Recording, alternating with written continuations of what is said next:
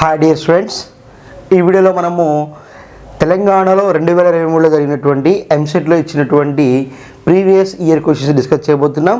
అది కూడా EAMCET physics previous year questions from the chapter of thermal properties of matter.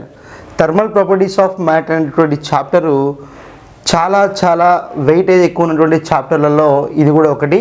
So కాబట్టి ఈ వీడియోలో ఉన్న కంటెంట్స్ మీకు అర్థం కావాలంటే స్కిప్ చేయకుండా చూడండి. ఖచ్చితంగా 100% కంటెంట్ మీకు అర్థమై తీరుతుంది. సో వీడియో లాస్ట్ వరకు చూడండి. ఓకే,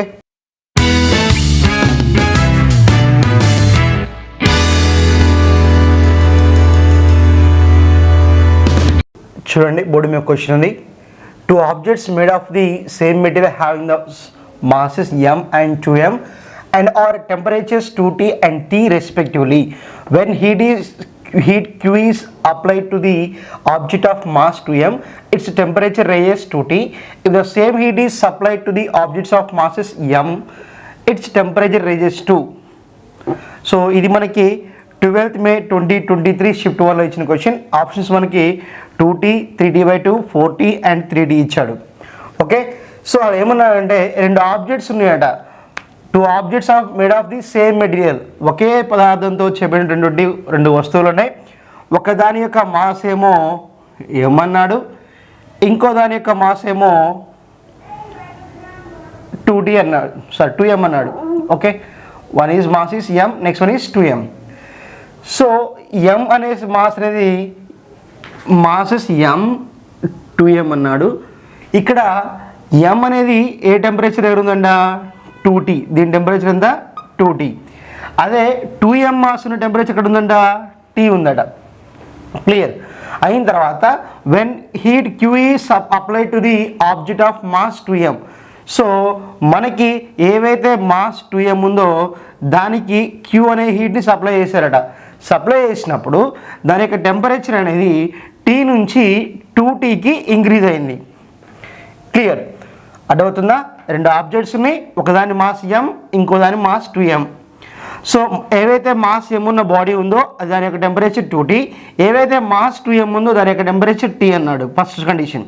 తర్వాత ఎప్పుడైతే హీట్ సప్లై చేస్తున్నామో మనకి ఈ 2m మాస్ ఉన్న ఆబ్జెక్ట్ యొక్క టెంపరేచర్ అనేది 2Tకి ఇంక్రీజ్ అయింది.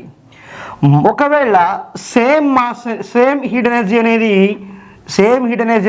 m అనే దానికి ఇస్తే, మాస్ m ఉన్నటువంటి ఆబ్జెక్ట్ ఇస్తే అప్పుడు దీని యొక్క టెంపరేచర్ ఎంత ఇంక్రీజ్ అవుతుంది అంటున్నాడు.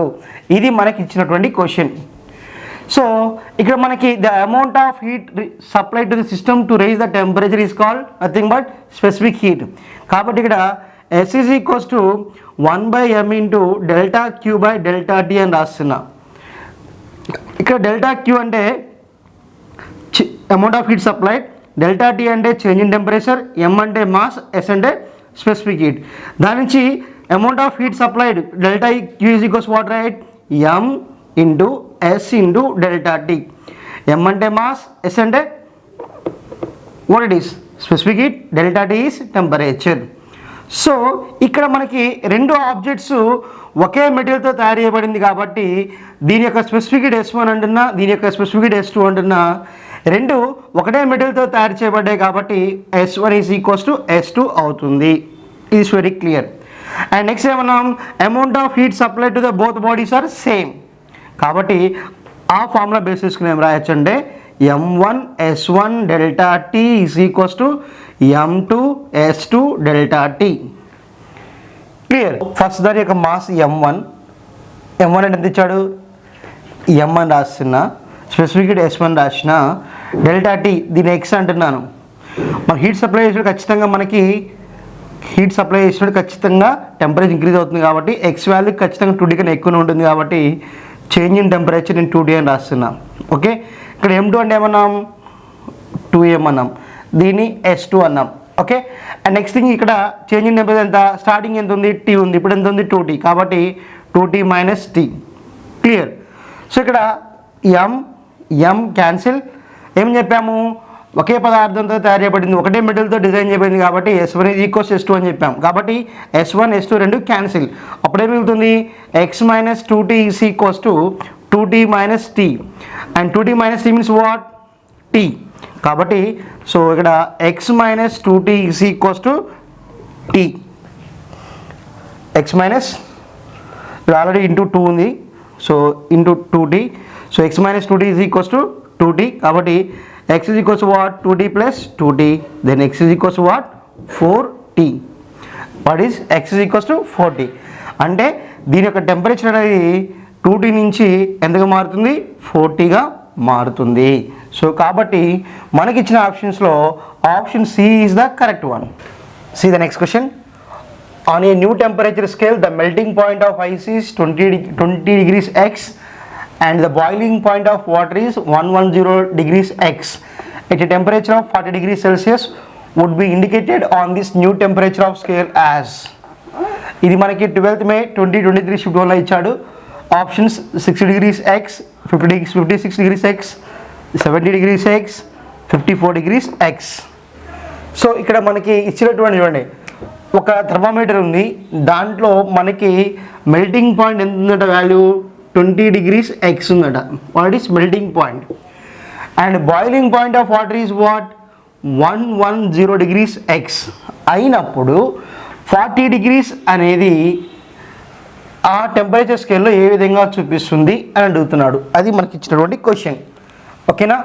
సో జనరల్గా అయితే మనకి సెల్సియస్ స్కేల్లో లోయర్ ఫిక్స్డ్ పాయింట్ ఎంత ఉంటుంది, that is 0 degree Celsius.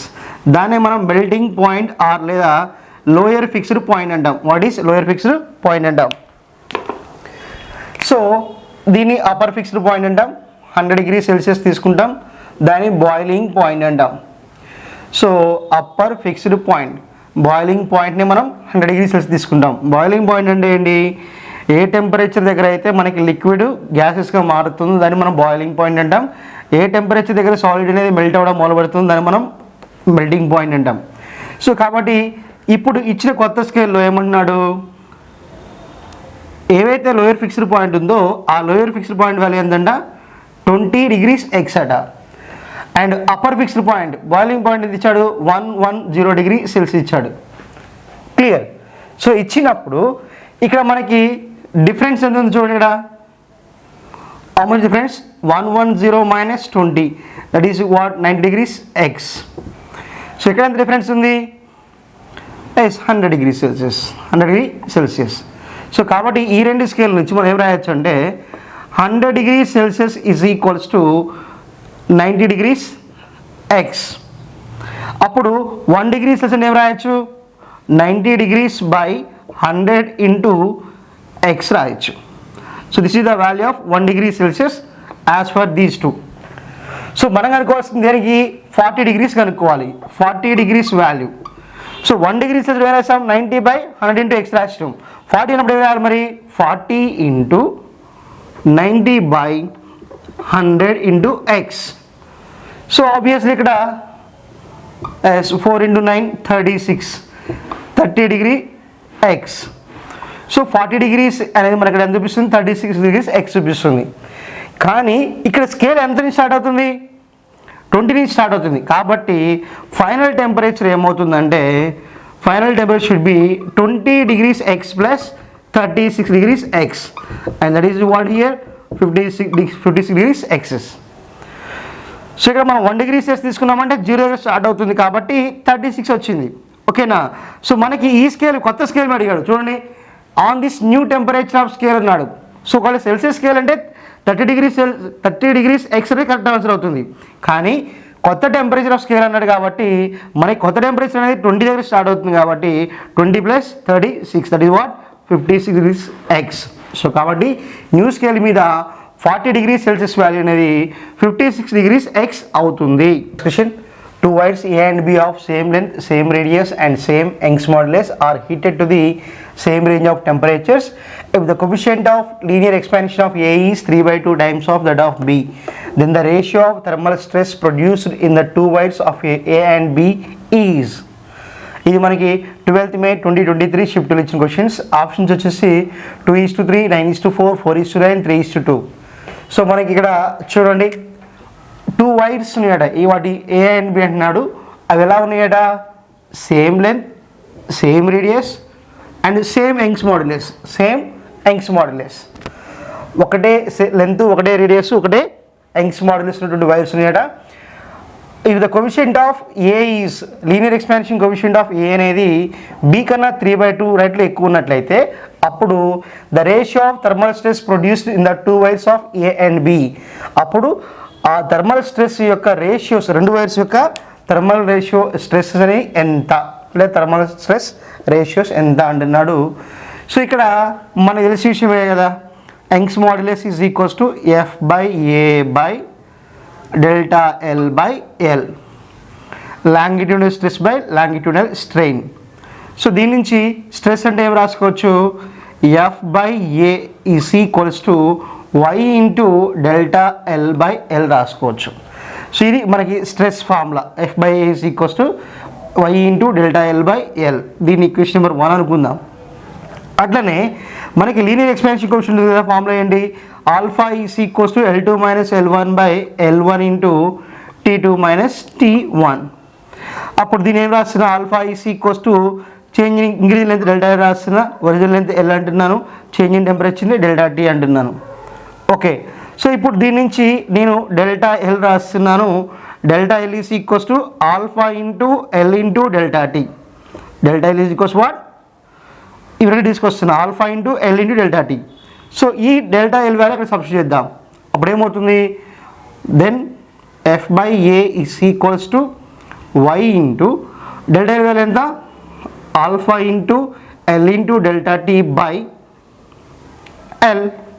L cancel, then F/A is equals to what, yes Y ఆల్ఫా L delta T by L cancel. Okay, Y ఆల్ఫా డెల్టా T వస్తుంది. ఏమన్నాడు, సేమ్ యంగ్స్ మాడ్యులస్ అన్నాడు, same Young's modulus అన్నాడు, same temperature అన్నాడు.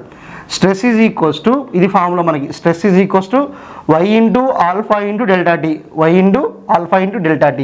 మళ్ళీ ఇక్కడ ఏమన్నాడు, Y and delta T are constant లేదా సేమ్, కాన్స్టెంట్ కాబట్టి అప్పుడు ఏమవుతుంది, F/A is proportional to alpha అవుతుంది. సో దీని ప్రకారం మనం ఏం రాసుకోవచ్చు అంటే F/A of wire A by F/B of wire B is equals to alpha A by alpha B, alpha A by alpha B. So ఇక్కడ మనకి ఆల్ఫా A ఏమన్నాడు, 3/2 ఆఫ్ ఆల్ఫా B అన్నాడు. So linear expansion of B కన్నా 3/2 times ఎక్కువ ఉంటుంది అన్నాడు, by and linear expansion of B. So these 2 are cancel. అప్పుడు ఏమవుతుంది మనకి, దట్ ఈస్ వాట్, 3/2 ఆర్ 3:2. ఓకేనా, so very simple. F/A by A stress of wire A, F/B by B stress of B is equals to formula ఏంటి, linear expansion coefficient of A by linear expansion coefficient of B. మనకి ఇచ్చిన దాని ప్రకారం ఏంటి, alpha A అనేది 3/2 alpha B అవుతుంది అన్నాడు. So కాబట్టి రాస్తాం, ఆల్ఫా A అంటే ఏంటి, 3/2 ఆల్ఫా B రాస్తున్నాం. ఆల్రెడీ ఆల్ఫా B రాసినాం, B వైర్ది, ఆల్ఫా B క్యాన్సిల్, మనకేమొస్తుంది 3/2, 3/2 ఈజ్ ఈక్వల్స్ 3:2. సో కాబట్టి మనకి see the next question. 2 rods of same area of cross section having lengths L and 2L and coefficient of linear expansions 2 alpha and alpha respectively. If they are welded to form a composite rod of length 3L, then the coefficient of linear expansion of the composite rod is. So ఇది మనకి 12th May 2023 షిఫ్ట్లో ఇచ్చిన questions. Options వచ్చేసి 3 alpha by 2, 3 alpha, 3 alpha by 4, 4 alpha by 3. Okay, ఒకసారి question చూద్దాం. 2 rods ఉన్నాయంట, వాటి యొక్క area of cross section same. Okay, and వాటి యొక్క లెన్స్ ఏంటంట L and 2L.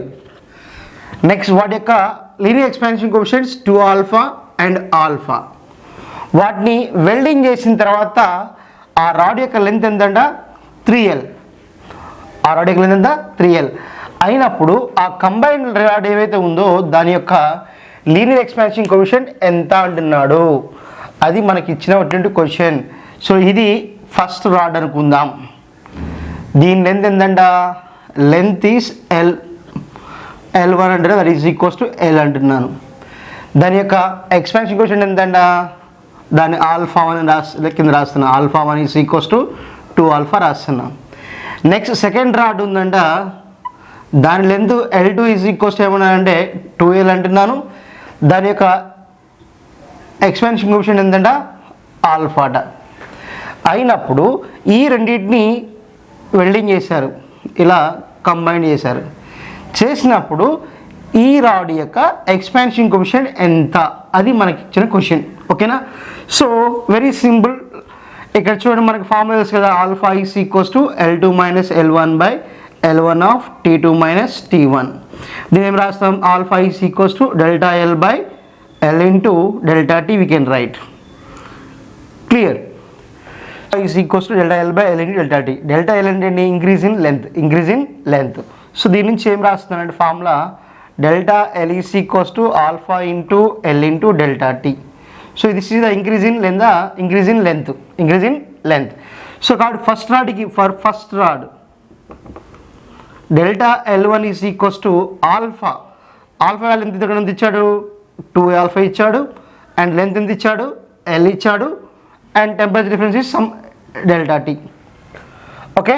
Similarly for second rod delta L2 is equals to alpha ఎంత అక్కడ, ఆల్ఫా ఇంటూ లెంత్ ఎంత 2L. ఈ ఫార్ములా చేస్తున్నాం. ఆల్ఫా వాల్యూ ఇక్కడ ఆల్ఫా ఇచ్చాడు, లెంత్ ఏమో 2L ఇచ్చాడు, డెల్టా T అంటే delta T, temperature same temperature. అప్పుడేమవుతుంది, delta L2 is equals to 2L alpha delta T. So as for combination of error increase in వాటిని welding చేసిన తర్వాత, లేదా రాస్తున్నాను ఆఫ్టర్ వెల్డింగ్ మనం ఏం రాసుకోవచ్చు అంటే delta L is equals to delta L1 plus delta L2. Delta L is equals to delta L1 plus delta L2. So కాబట్టి ఎప్పుడేమవుతుంది, డెల్టా L అనేది ఇప్పుడు ఈ డెల్టా L అనేది ఏంది, ఈ రాడ్ యొక్క ఇంక్రీజ్ ఇన్ లెంత్. సో అప్పుడేమొచ్చింది మనకి 2 alpha L delta T plus 2 alpha L delta T. So మనకు కొంత స్పేస్ కావాలి, దీన్ని ఎలా చేస్తున్నాను. ఓకే, రాస్తున్నాను delta L is equals to రాస్తున్నాను delta L1 plus delta L2 రాస్తున్నాను. అప్పుడేమవుతుంది, 2 alpha into L into delta T plus again 2 alpha into L into delta T వస్తుంది. ఓకే. సో చూడండి 2L alpha L delta T, 2L alpha delta T. అప్పుడు delta L is equals to 4 alpha L delta T. So ఇది మనకి increase in length of composite rod. So మనకి ఇప్పుడు ఎప్పుడైతే ఈ రెండింటి యొక్క లెంత్ అనేవి చేంజ్ అవుతున్నాయో ఆబ్వియస్లీ దాని యొక్క linear expansion coefficient also increases. So అప్పుడు రాస్తున్నాను delta L by L of delta T, increase in length. So ఇక్కడ already alpha dash is equals to delta L ఎంత వచ్చింది మనకి, 4 alpha L delta T by L value ఇచ్చాడు. వాడు ఏమని ఇచ్చాడంటే రెండింటి కంపోజ్ చేసిన తర్వాత దాని యొక్క లెంత్ 3L అని ఇచ్చాడు. కాబట్టి ఇక్కడ L అంటే 3L సబ్స్టిట్యూట్ చేస్తున్నా, that is delta T. So delta T cancel, LL cancel. అప్పుడు ఏమైంది, alpha dash is equals to 4/3 of alpha. Alpha dash is equals what, 4/3 of alpha. So కాబట్టి ఏవైతే వెల్డింగ్ చేసామో దాని తర్వాత దాని యొక్క ఎక్స్పాన్షన్ కోఎఫిషియంట్ మొత్తం ఏమవుతుందంటే ఇక్కడ 4/3 ఆఫ్ ఆల్ఫా అవుతుంది. సో కాబట్టి మనకిచ్చిన ఆప్షన్స్లో option D is the correct one.